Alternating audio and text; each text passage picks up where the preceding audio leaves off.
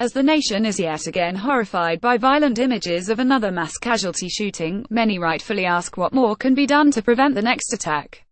This time, the unspeakable slaughter was of 26 innocent Christian worshippers, ages 18 months to 77 years, at the First Baptist Church of Sutherland Springs, Texas by an apparently deranged shooter. When a foreign-inspired Muslim terrorist mowed down bicyclists with a rented truck in New York, the president was quick to reiterate extreme vetting for immigrants. He also used the killing of a woman by an undocumented man to promote his plan for a massive wall at our southern border by proclaiming "nobody builds walls better than me." It seems the only folks he is not concerned about having heavy military-style weaponry are mentally unstable native-born Americans, who are increasingly committing their own idiosyncratic form of terrorism. Among the president's few legislative victories, signed into law in February, was House Joint Resolution 40, which dismantled an Obama-era policy of adding individuals who receive Social Security payments because their mental impairment is so severe they are deemed unfit to manage their own affairs. The policy had critics who pointed out concerns such as the stigmatization of the disabled and privacy concerns of medical records among other things, but rather than iron those issues out, the president simply and quietly trashed the program wholesale. That is a mistake. In our analysis of the increasing rising tide of these mass symbolic shooting massacres, we found three types of often overlapping individuals. First, the stereotypical ideological terrorist assailants, the kind the president frequently invokes as a reason to ban Muslims. The next two, the psychologically dangerous and those seeking revenge, appear off his and Congress radar screen. Yet it is these guy-next-door offenders who are increasingly murdering Americans with firearms on an industrial scale.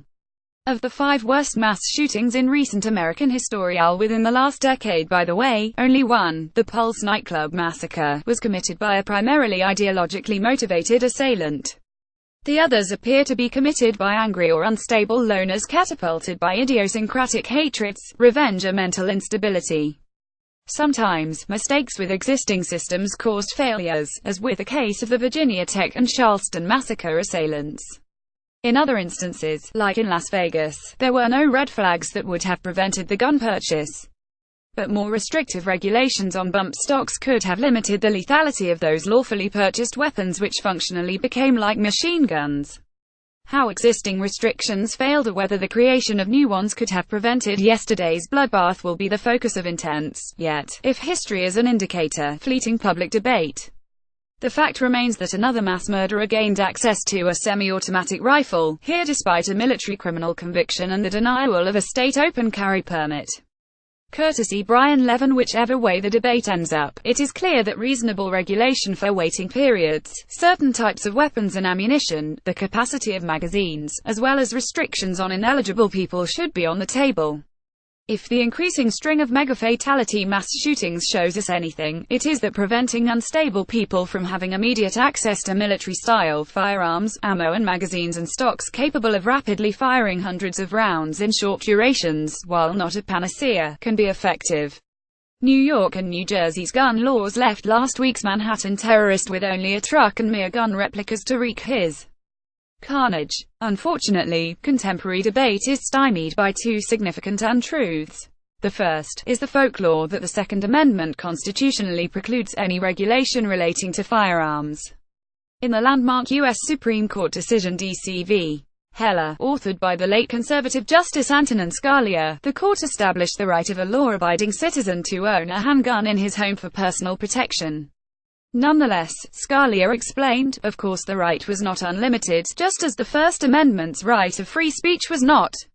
Thus, we do not read the Second Amendment to protect the right of citizens to carry arms for any sort of confrontation, just as we do not read the First Amendment to protect the right of citizens to speak for any purpose. Like most rights, the right secured by the Second Amendment is not unlimited.